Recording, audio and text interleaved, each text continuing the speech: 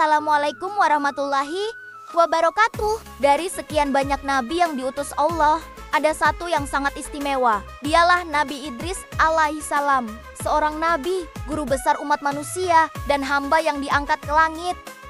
Nabi Idris adalah keturunan Nabi Adam, tepatnya cucu keenam. Namanya disebut 2 kali dalam Al-Quran. Ia dikenal sebagai orang pertama yang menulis dengan pena, pandai membaca, dan menghitung waktu berdasarkan bintang.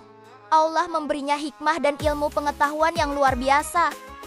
Dan ceritakanlah Muhammad kisah Idris dalam kitab Al-Quran. Sesungguhnya ia adalah seorang yang sangat mencintai kebenaran dan seorang nabi, dan kami telah mengangkatnya ke tempat yang tinggi. Quran Surat Maryam 56-57. Nabi Idris dikenal sebagai orang pertama yang pandai menulis, menjahit pakaian dengan tangannya sendiri, dan menggunakan ilmu untuk kemaslahatan umat. Ia juga sangat taat beribadah, bahkan disebutkan bahwa amal kebaikannya meningkat setiap hari.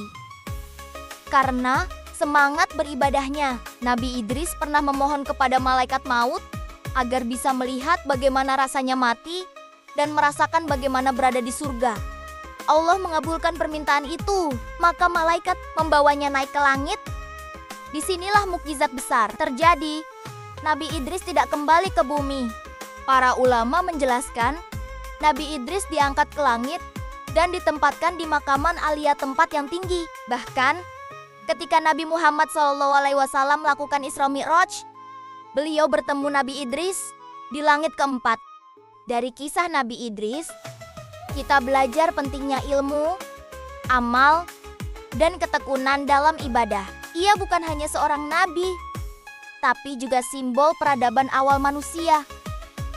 Nabi Idris alaihissalam telah meninggalkan jejak besar dalam sejarah umat manusia. Mari kita lanjutkan perjuangannya menjadi pribadi yang terus belajar, berbuat baik, dan memperbaiki diri. Karena setiap langkah kebaikan selalu dicatat oleh malaikat dan kelak akan dibalas oleh Allah Subhanahu wa Ta'ala.